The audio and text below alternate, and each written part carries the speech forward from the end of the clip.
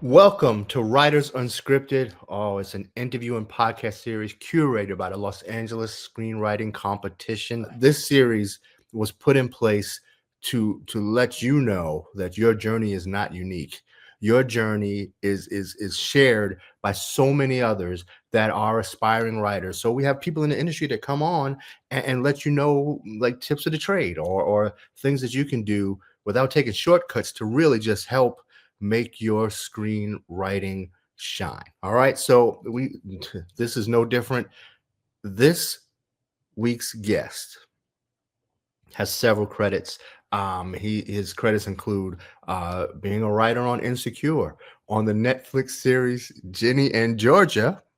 All right. And he's also the creator of the all-black comedy drama, the all-black comedy drama Send Help. And I needed somebody to send help for me to tell that title. Okay, anyway, so please welcome to Writers Unscripted, Mike Guayo. What's going on, man?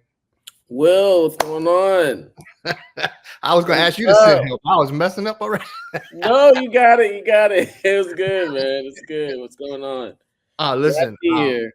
we are happy to have you on here. Like I said, you are the kind of the perfect guest because you've done so much in the industry already, even though you have so many aspirations to keep going. So that is going to help our writing community to know that you can have more than one iron in the fire, right? And you could have a lot of avenues in order to succeed. But first, let's hear about your journey, Mike. What made you want to be in the industry, and when was the first time you decided, listen, I got more to give? What's up? All right. What made me want to be in the industry? Well, first and foremost, I wanted to write. I grew up writing, but I didn't really know how to get in there. I didn't know how to navigate that space. I actually was being groomed by my parents to go to medical school to become a doctor. So I was on that track. I was pre-med in college, and then I left college for a bit just to figure things out for myself, because I wasn't sure that that's what I wanted to do and couldn't really afford school anymore at that time. Ended up working in banking of all things and like processing student loans. And I'm sure, listen, if you took out a student loan back in 2008 for 30K, I might have processed it for you. Who knows? So you might be owing 30K because you spoke to me. But no, I ended up going back to school to pursue theater and creative writing because that's essentially that's what I wanted to do. Like I grew up writing and I wanted to go in that direction and finally put fear aside to do it. After going back to college for that, graduated with my degree in theater with the concentration in creative writing, and then took another leap and moved to LA because I thought, okay, well, I want to write for television. LA is where you do that, so I'm going to LA. Took the leap and did that. Did not land in scripted television right away. I worked in reality TV, and here's how that happened.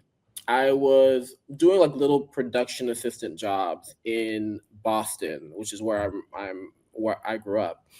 And I was working for American Idol. American Idol was doing like their Boston auditions because you know how they would just jump from like city to city to do their auditions. I ended up being a production assistant for them in Boston, and told the my production supervisor that I was moving to LA. I was like moving to LA in a month, and he said, "Oh well, once you move, come work with us." So as soon as I moved to LA, I had a job. Like I had work, employment. I felt good about it. What happened was I got stuck in reality TV my first 3 years in LA. Okay. I went from like a production assistant in reality to a supervising producer in reality, which, in that short amount of time, I felt like was a really good accomplishment, but I wasn't writing. I moved to LA to write, and I wasn't really doing that. So what I had to do is I had to stopped taking reality jobs, which at the time, you know, I was doing American Idol, So You Think You Can Dance. I did a couple of award shows like the Emmys, MTV Music Awards, this show called The Comment Section. Like I was doing all this reality stuff. So I stopped taking reality jobs. I got a part-time job at a gym. Mm-hmm. I used the rest of the time to write. So I was using the money that I had earned from reality to supplement my part-time income. Right. Yeah, I can write most of the time. And in that time, I met Issa Ray, and she gave me my first writing opportunity on this scripted podcast that she was doing called Fruit. Okay. And that was back in 2015, 2016. And in that time, I had met a few people that were working writers, and one of them, Ben Corey Jones, recommended me for this production assistant, like this writer's production assistant job for a new show that was coming out called Claws. Now, for folks who don't know, Claws was a Niecy Nash-led show that was on TNT.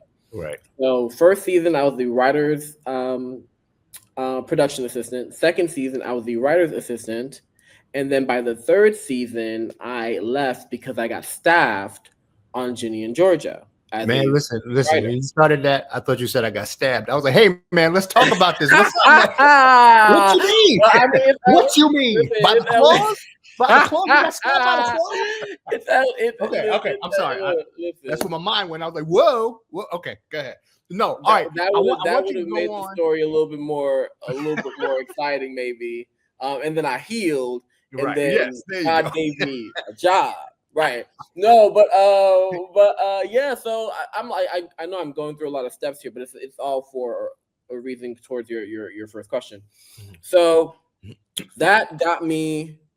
Claws ended up getting me my first manager because my boss on Claws at the time had read a sample of mine, really enjoyed it, recommended me to her old manager, who then became my new manager, and that new manager got me staffed on staffed. Okay. STA. Yes, FF. I got you. Okay, all right. Right. On Ginny and Georgia. Right. All right. On Ginny and Georgia as a staff writer. And then I just continued on from there. I it was just great full circle moment with Issa. Got staffed on Insecure for their final season. When I met with Prentice Penny, the showrunner, who's fantastic. Interviewed with him, and he welcomed me on for the final season as a writer. Went back to Ginny and Georgia for their second season. And then after Ginny and Georgia's second season, I got my own show on AMC ALLBLK platform. And they greenlit that show, and that was called Send Help, which I co-created and co-showran with my very, very, very good friend, Jean-Elie, who played Amal on Insecure. Okay. So going back to your first question, I enjoy writing. I enjoy doing that. I was very fearful of going in that direction because of where I come from, my parents, being Haitian, because I'm Haitian-American, you really have three options: doctor, lawyer, or engineer. You can't really, go outside of that. So once I did, it was a leap for me. And then it was a leap to go to LA.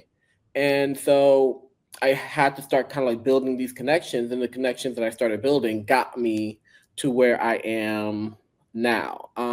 And yeah, I enjoy it. I enjoy what I do. And I don't think that you can make it as far as I have and just jump through as many hoops as I've had to if you didn't love it, if you didn't really enjoy it. So the first thing I would say to anyone watching this, you have to really want it to make it. And if you don't want it that much, I suggest you go do something else. Because this industry will eat you up. Yeah. But yeah, man. And here we are. All right, so you've mentioned it a few times, but I want to talk about how you overcame those fears. Now you're talking about family, and there were three lanes that you want to be in, but you picked that fourth lane. So how did you overcome the fear and decide this is what I'm gonna do? And also these leaps, like it's a big leap. I mean, not just geographically, but from Boston to LA. That's a decision. Sure, you had a job when you were going to get there, but talk about how that all worked out, because I'm sure there are writers out there now that's like, oh, I'm going to move to LA. That's going to be my big thing. And they could be living in Minnesota or even Boston. What plan did you put together to, number one, let's talk about overcoming the fear, and then that plan you put together to get out of your hometown and go and do it? That's a really good question, because I feel like people who tend to overcome their fears is because the alternative isn't an option. Hmm. You know what I mean? And so for me, deciding to go back to school was because I was depressed. I was depressed about where I was. I didn't want to be like working in banking and like processing student loans and things like that. I think the earthquake in Haiti had just happened too. And at the time, my parents and my sister were there. Couldn't reach them for 3 days. Thankfully, soon they were able to come back to the States, and that happened. But I think I was just really kind of like having a crisis of where I was at the time, you know? And it's deciding, like, do I want to sit here and be depressed about this life, or do I want to make a change? Do I want to change it?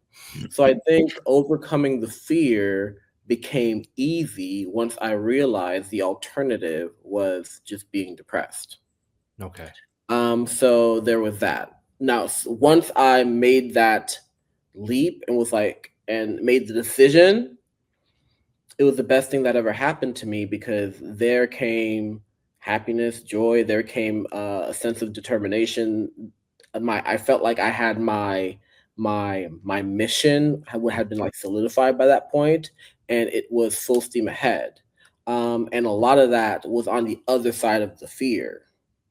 So I would not be where I was now if I didn't take that leap. So I credit where I am now to overcoming fear. So Okay. I would say that to folks who are fearful of things and like trying to figure out how to overcome it. Forget the how can I overcome it. What do I know is on the other side of it? Right. Right. That's what you should focus on. Yeah. Yeah. So you weren't writing right away. You started off on reality with American Idol when they came to Boston. It's its own thing, and I know you were still probably itching, because yeah, I'm in the industry, but this is not. It's not quite. It's like Luther's hairdos. It's like it was just never quite right.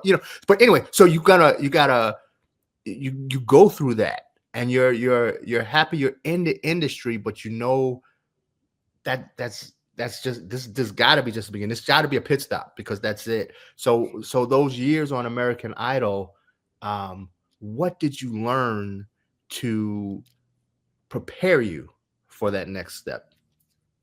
That's a good question. And you know what? Too, at the time, I wasn't thinking like, oh, I'm like stuck here. At the time, I was just so grateful.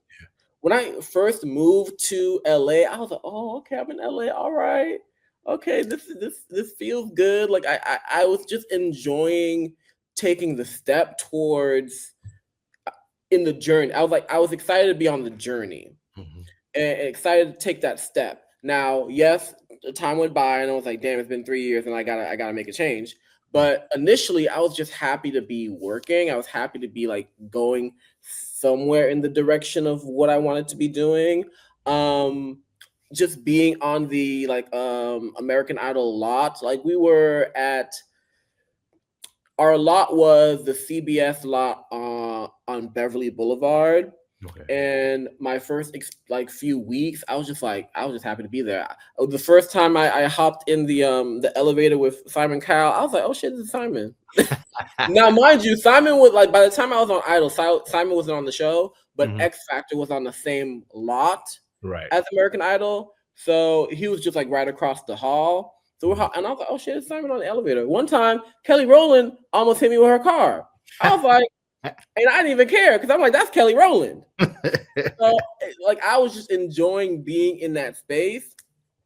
And then when time went by, it was more of a realization of like, I'm not really making any inroads in the scripted part. Like the unscripted part, boom, got it. I'm making connections left and right.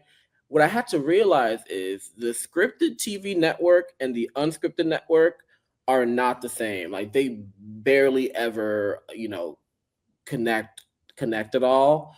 So I had to become very intentional about making connections in scripted TV with folks who, scripted TV folks. I remember one time I was talking to my boss at Idol. It was like, or my boss in some unscripted thing. And she was like, well, what do you want to do ultimately? And I was like, I want to write. Yes. Moved to LA to write. And she was like, oh, nice. She was like, I moved to LA to write too, 25 years ago. And I was like, what? And you still doing this? And she was like, well, I just, kept, I was like, oh, okay. That can't be me. No. I can't get stuck here for 25 years. And I know how she got stuck. The money was good. Yep. You were enjoying what you were doing. You felt adjacent to the thing and it was okay with you. And I was like, oh, that's not going to be okay with me. I need to make a move now. So now, did you consider it? Did you consider it when they tried to when they made you a producer? Like, were you like, oh well, maybe, I don't know. No, listen. I will say I was never a producer on American Idol because I had hopped to other scripted. All right, so you think at that point, yeah, I had hopped to other scripted reality jobs and became a supervising producer in other jobs. Still reality. That's what I'm saying. Yeah. The money, right? I was like, oh, okay. I'm making pretty good money right here. I'm making pretty good money, and that's the money was what pretty much kept me there until I'm talking to someone and they're like, I've been here 25 years, and I'm like, now see, I can't. I'm not finna do that. Right. I'm about to make some changes. And then that's pretty much what I started doing thereafter. And the thing is, once you become intentional and once you kind of like hone in on it, that's it. Things really start to change, because not like soon after is when I met Issa, and it was only because she had posted something about a mixer that she was having at her production company at the time, way back in like 2015, that she was having at her production company. And in order to get into the mixer, you had to submit something. And then if they liked it, then that would be your invitation into the mixer. And thankfully, I was able to go to the mixer, met her for all of 2 minutes. And it's a long story, but by the end of that year, is when I met with her about her scripted podcast, Fruit, and ended up writing on Fruit for 2 seasons. All right, let's pause for a minute and give Issa her flowers, because there's many people that have come on this series and have talked about, well, it's just 2 of you guys, but still, you've talked about how generous she is with her time, and also with providing avenues for Black writers, for Black artists to be a part of her to collaborate with her. And I think that's amazing. So we want to give her her flowers. Issa Rae, see what she did with Doechii recently. You see what she did with Doechii recently, which was very on brand for Insecure. Oh, love that. Listen. So we're giving Issa her flowers. We're going to get back to you for a second. And for those scoring at home, let's write this down and make sure that we keep the score correct. He did not get stabbed, but he did almost get hit by a car. So just make sure we got that. Make sure we got that all straight up. All right. So now you've gone on from Claws. Where did you go from Claws? You went to Ginny in Georgia. After Claws, I went to Ginny in Georgia, which is when I got staffed. And staffed means when you are being employed on a show as a writer. Okay. And then after season 1 of Ginny in Georgia, I went on to Insecure. After Insecure wrapped, went back to Ginny in Georgia for season 2. after that wrapped, I went on to my own show called Send Help, which was on ALLBLK, as the co-showrunner, co-creator. And then after that, the strike happened. I mean, Yeah. the All right. So strike no, happened. we have to talk about that. We don't have to Right, talk right. And then after that, and I'm sure this will come up, and this is another great moment.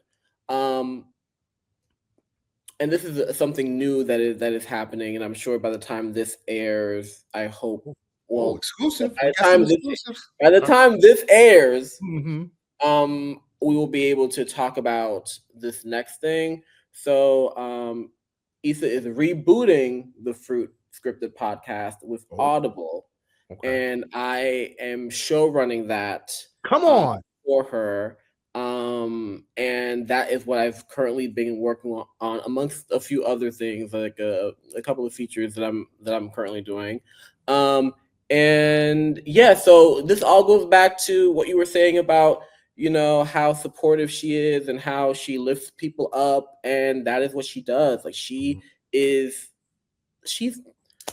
best. I don't even know what else to say. She is the best, and I'm just so happy and grateful and honored to even just be able to call her a friend. Like she Yeah. is amazing.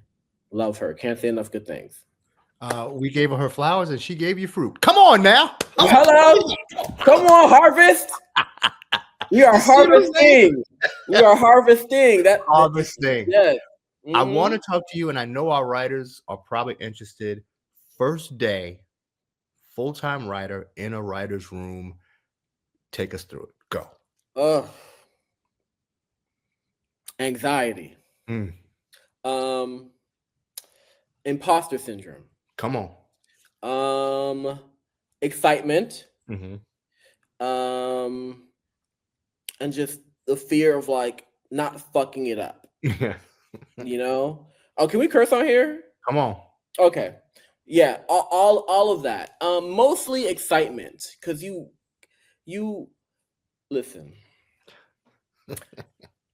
It is not easy to get staffed on a show. It's not easy. A perfect storm of events need to take place in order for you to get that one spot that 400 to 600 folks are trying to get. Right. Your reps need to be on top of it. You need to be on top of it. The folks hiring you need to really like you. Anyone that that is connected to the folks who are capable of hiring you, you are hitting up so that they can hit up those folks on your behalf. It is a perfect storm of events that need to take place for you to get that job. Right. So you get it, and then you're seated there and you are excited, and the next thing is, I need to keep this. Mm. I need to make sure I do well. Yes. I need to be present, while also combating the imposter syndrome that takes place because your mind says, do I belong here? Do I deserve this? Am I capable of doing this? Are you looking at everyone else and you're like, that person, that was a really good pitch. Right. Right. That person's really smart. It's like, oh yeah. I'm like, I'm this person right here. Oh, I gotta watch out for this person. And you're just comparing yourself to other people, and you need to not do that. You need to just walk in your truth and just know that this was meant for you. You were meant to be there, and continue on with that that in mind, that frame of mind, because you do deserve to be there. It was a perfect storm. Like I said, you beat out so many people, and it was a perfect storm that took place for you to be in that seat. And you Meaning belong. that it was divinely meant for you to be in that seat. And that's how you have to approach it. But yes, all the feelings, anxiety, fear, imposter syndrome, excitement, all of those things are there, and you're having to manage all those feelings so you can do your job. How far into that first season did you first do your first pitch? Did you have your own episode that season? Like, walk me through that part of it.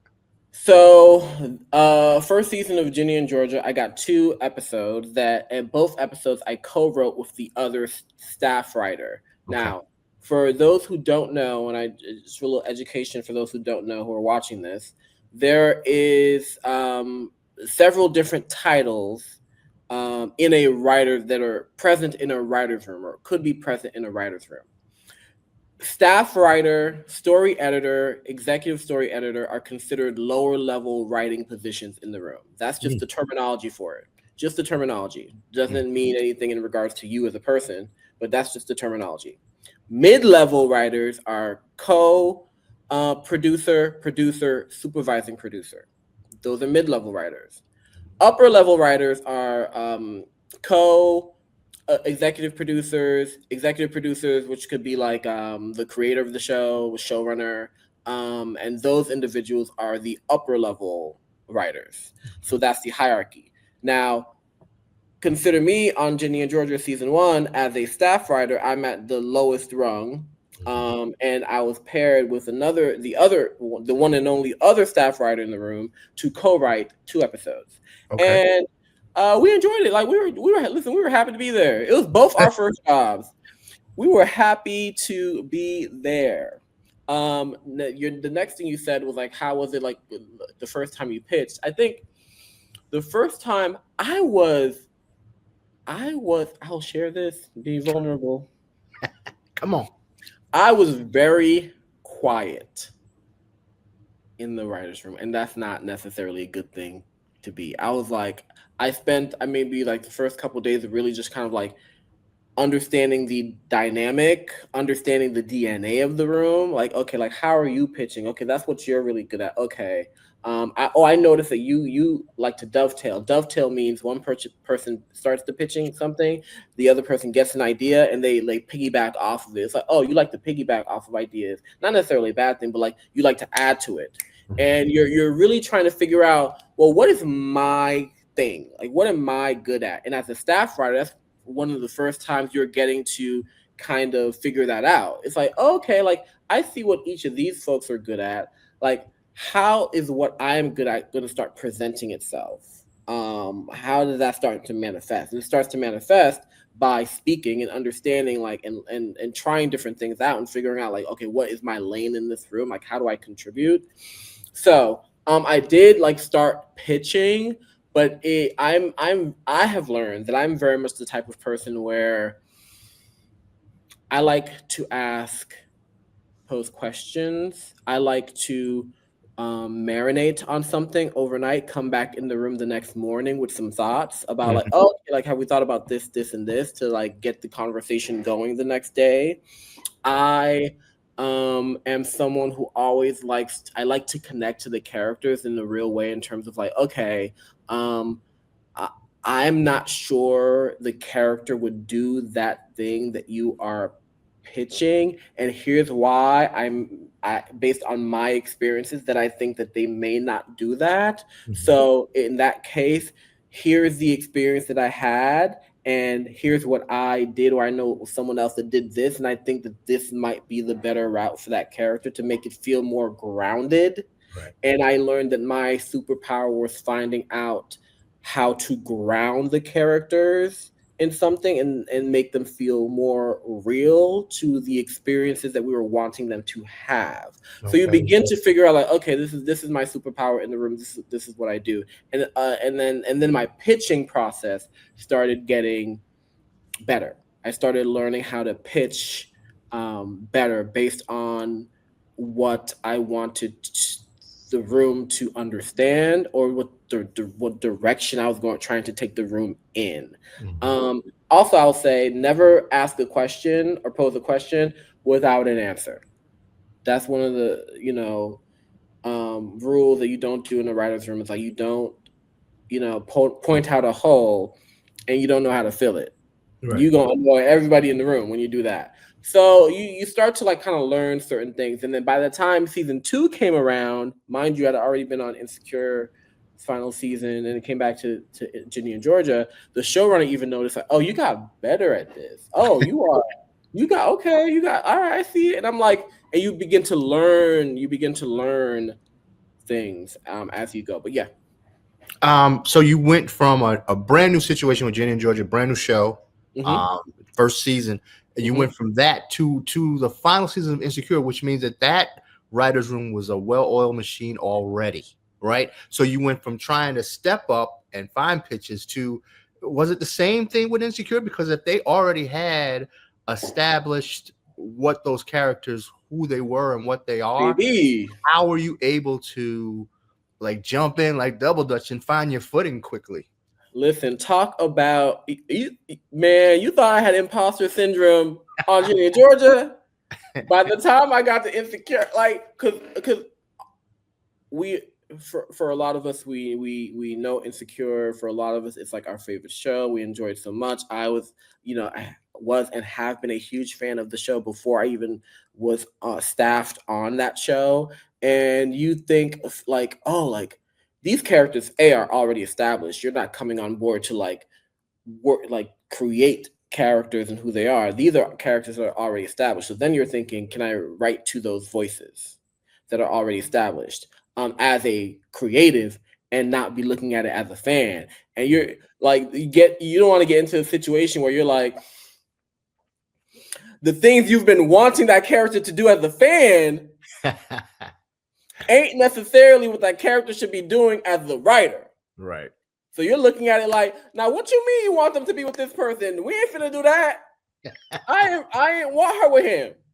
So like as a fan, but then as a creative, you're like thinking, you're having to think of story, and you're like, okay, well let's figure that out. So it's one of those things where as a fan, I was like, okay, how am I gonna do this? Because I think the first week in the room, I said something like, now if we don't do this, if we don't do yada yada yada, and everyone's kind of like, and I'm like, oh, you know what, Mike, calm down. Calm down. Because right now you're operating as a fan, and that's great, but like you need to be thinking as a writer. And the other interesting thing that I'll say, it was that season was everybody's like first time on Zoom. It was a Zoom room because we were in the middle of the pandemic. So that in itself is different because you don't necessarily get to build the relationship the same way with those folks physically in the room, because now you're isolated on a Zoom with them. And once you're off the Zoom, you like, that's it. Okay, see y'all tomorrow. We're off the Zoom. When in the room, you go on break. Side conversations are taking place. You're on lunch. You're having lunch with each other, chopping it up. You go on walks with each other. You're building that familial kind of like community.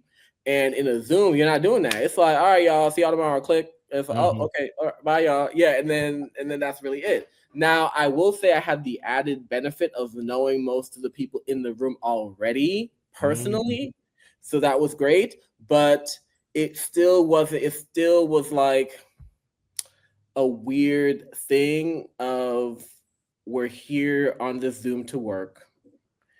We're logging off Zoom. We're coming back tomorrow to work, kind of thing. So you didn't really get to like build in the same way. But yeah, that's what that was like. All of that, every season of as a writing assistant on Claws, as a writer in the room with Ginny and Georgia, or Ginny and Vinny. I'm kidding. That was and also, inside joke, y'all. Inside joke. Also, it prepared you for Send Help, which is your baby. Now, I want you to talk about creating that from scratch, getting the approval and getting the green light for it, and then taking it to air. Like, I listen, we've been talking about the writing process and your journey, but this is a journey in itself. So you wrote it. You said you were co-creator of it. So yeah, let's talk about that too. Let's talk about creating a show with someone else and how from scratch you made it happen. Right. Oh, that's okay. So Send Help took a good amount of years to finally come to fruition. Now, you've heard me talk about my personal working journey from like Claws to Ginny Georgia to Insecure, back to Ginny Georgia, all that. Okay. So while I was on Clause, I had already met Jean-Elie, who became my very good friend, like a brother to me to this day. We actually share the same birthday. We had lunch one day because a mutual friend of ours who's also Haitian. We're all like me, John and I are Haitian. Who's also Haitian connected us. We met up. That lunch is when he told me he had just gotten cast as Issa's brother on Insecure. I had already known Ethan, hit her up. I was like, I just met your brother. So like that, so consider that's already taking place. I'm working on Clause as a writer's assistant, and we're like in the room for like from like 10 to 7 or like 9 to 6. So like those are kind of like the hours. Jean told me that he was developing a show based on his life, based on his journey, and he wanted to know if I'd be interested in coming on to co-write it with him. And I was like, oh sure, that'd be dope. I'd love to do that. And at this time it was just something that was being developed. It didn't necessarily have like a big home somewhere. It's like we were developing it to get it somewhere. Right. So what would happen was by that point I would get off work on Clause at by 6, 7-ish. I would head to Jean's place, and we would write till 2 a.m. And we did this for a while, just to try to get this, get our show to a really good place. By that point, we had changed the name to Send Help. We had developed it further and further into something that we wanted it to be. We shot a proof of concept for it. We started pitching it around different places. And mind you, all this stuff that I'm saying is like, then I wrapped on Clause, and then I went on to Ginny and Georgia, and we're still, developing this. We're still taking this off to pitch it. At one point, things just got quiet, and we left it alone for a little bit. Then I went on to Insecure, and then we picked it back up again, and then we were trying to pitch it different places, and then it wasn't really going anywhere. And then Ginny and Georgia. Oh no, that's not true. So by the end of the writer's room for Insecure, we had met someone that was like, hey, I think we might be interested in working together. What do you have? And then I sent it to them. I was like, well, I have a couple of things, and Send Help is one of the things I sent to them. They're like, okay. So they started moving it around. We took it to AMC, and AMC at that time had another kind of like growing streaming platform called ALLBLK. That was just for like, what it says, all Black content. And then we met with them, and then we sent it to them, and they were like, oh, we might be really interested in this. Now, by the time we were shooting Insecure, and I will never forget this day because it was a day that I was on set for Insecure because I was shooting my cameo scene. And all the writers on Insecure get like a little cameo. That's like our little kind of like Easter egg thing that was birthed from the series. It's each writer getting a scene that they're in. Which episode? Who are you? What would you? Episode 9, season 5. I played Rolando, and I played Amal's love interest or like boyfriend. Like by this point, I was playing my boy, my best friend, my brother's, love relate interest, which was like already weird at the time, but it was like a funny like one-off scene thing. Okay. Because we were at it was like a kind of like a party scene in episode 9. So we were shooting, and I was, we were in the same like I was there with him. So and mind you, this person I co-created this thing with, and that day is when we got the call that they greenlit our show. Come on, let's go. Come on. Come on. Yeah. And that I was like, it was a moment. And we're like, oh wow, like we're doing this. This is happening. Yeah. Okay. So then that happens. I go back to Ginny and Georgia. Mind you, this is now me as an executive story editor on Ginny and Georgia. And Jean and I are having to put together a mini writer's room to come up with these episodes so that the next year that we can go shoot them. Right. So I was doing Ginny and Georgia and the Send Help writers room at the same time. Okay. So I would do Ginny and Georgia from like 10 to 5, log off, do the writers room for Send Help, and that writers room, like God bless the writers, we would go from like 6 p.m.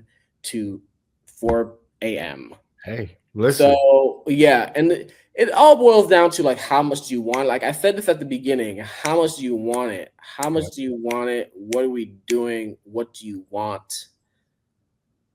What are you going to do to get it? So yeah.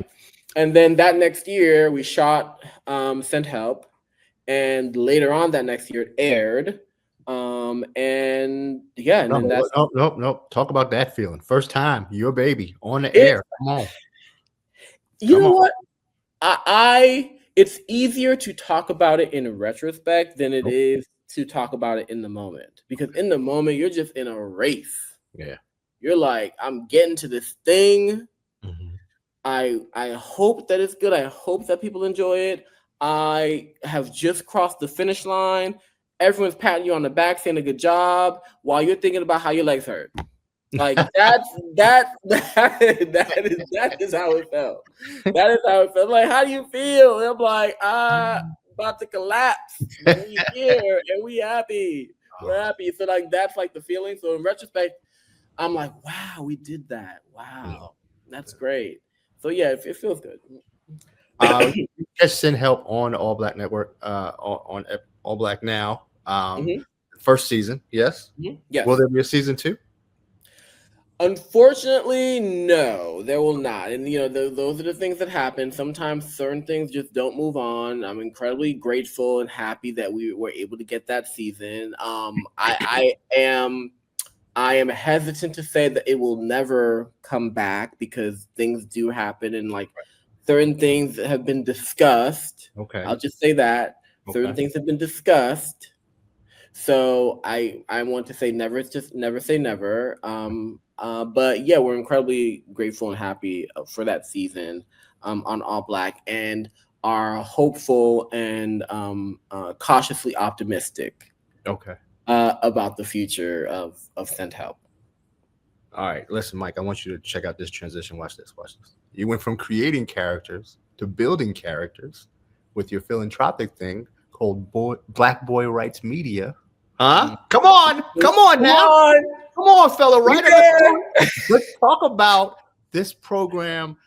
Tell us about the program, Black Boy Writes Media. Let me say that 5 times fast. And I want you to talk about that, the mentorship program, and everything that's involved with that, because that is another one of your babies. And it is also an avenue for aspiring writers to do like Issa did for you, or you know what I'm saying. So just talk about that and how you came up with that idea. No, that's great. I mean, that's exactly it, right? For folks who don't know, if you're not having a stroke, it did get a little darker in here, because it's that transitioning time when like 4 p.m. becomes midnight. Yes. And we're in that sweet spot. So just you're not going crazy, I will say. But yeah, it's been great. That and you said it too, like doing the same thing for others that people did for me. I would not be sitting where I am if it wasn't for a Ben Corey Jones, if it wasn't for a Issa Rae, if it wasn't for Prentice Penny, if it wasn't for Janine Sherman Berrois, if it wasn't for just a number of people who decided to give me a shot and like lift me up. Right. So I wanted to do that for others, because what would happen was I would come across folks who'd be like, oh, I'm looking for a mentor, or could you mentor me? And I'm just kind of like, listen, I'm just getting started my damn self. How am I finna mentor you? But it became a thing where it felt like a calling, and I felt like I had been developing a mission just around how I wanted to operate in this industry, it gets to a point where you're just working, you're just doing the thing, and the thing has to start having some meaning for you. It's like, why are we here? Why am I working? Why am I doing this thing? And that meaning for me meant, helping to develop underrepresented voices, amplifying voices, making sure that they were being seen, that they were visible, making sure folks were getting opportunities, like I was. Please, during the pandemic and during Black Lives Matter thing, like all these just Black bodies being shot, being choked, being dying, that's pretty much where the name Black Boy Writes came from, because you begin to think, I begin to think about all these individuals who are gone, from like the Ahmaud Arbery's to the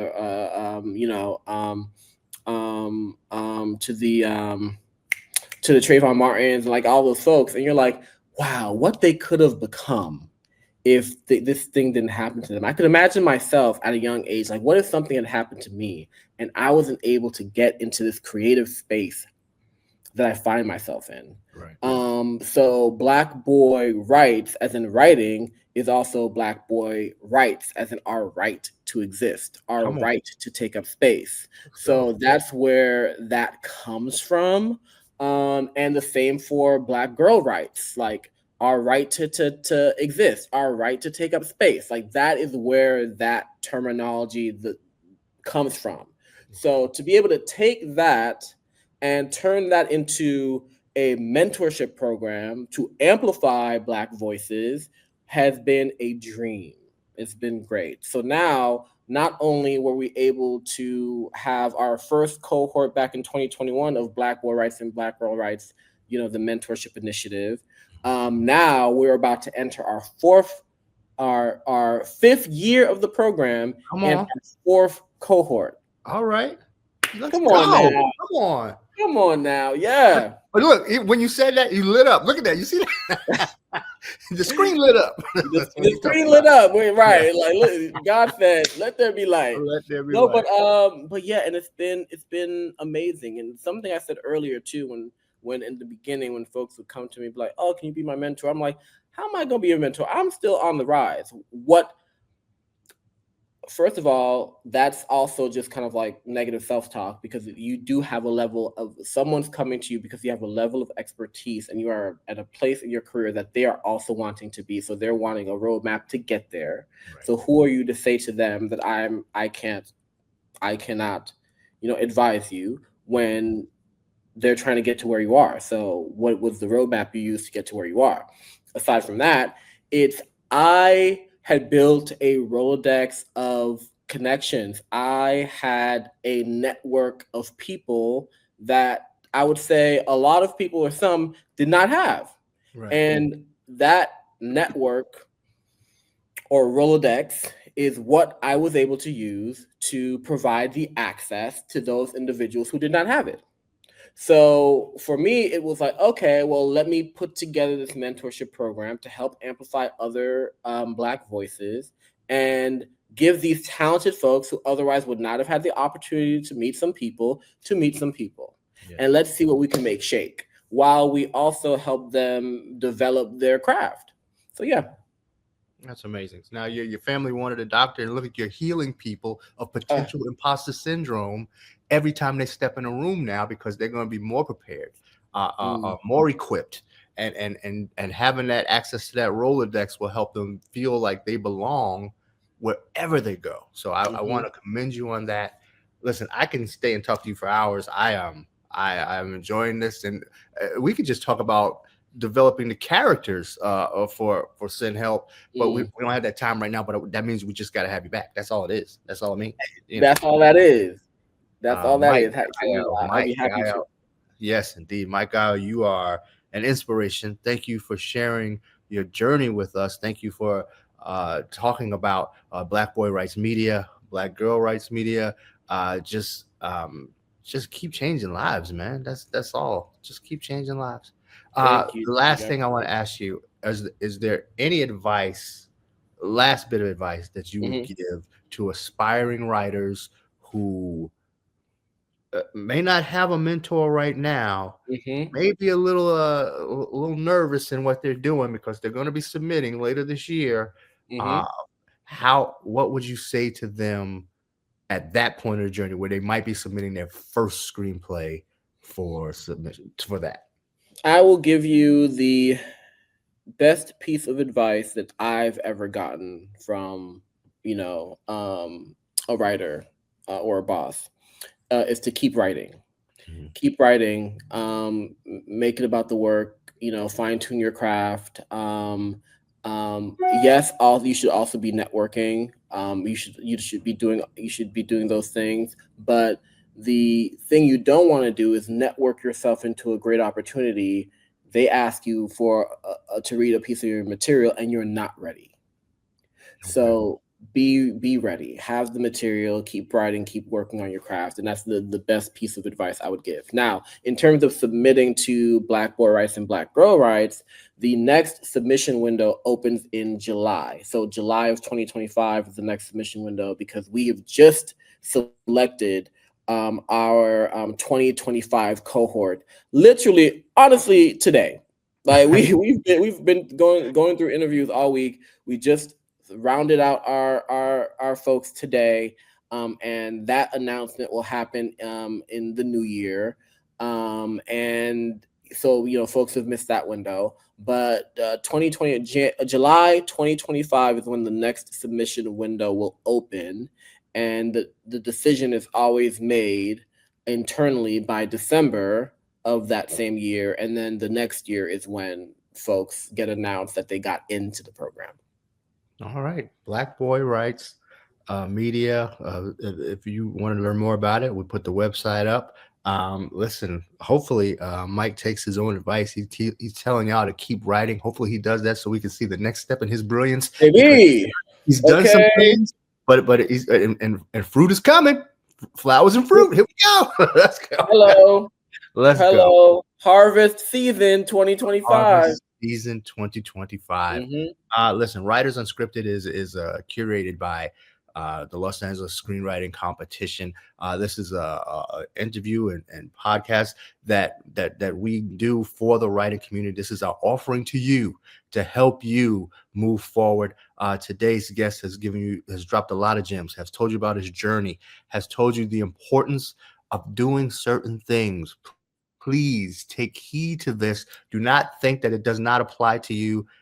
Everything he said applies to you. So please, when you're submitting either to Black Boy Writes Media or Black Girl Writes Media or to the Los Angeles Screenwriting Competition, take these tips and use them because it will help you along the way. My name is Will Dawson. It has been great talking to you, Mike.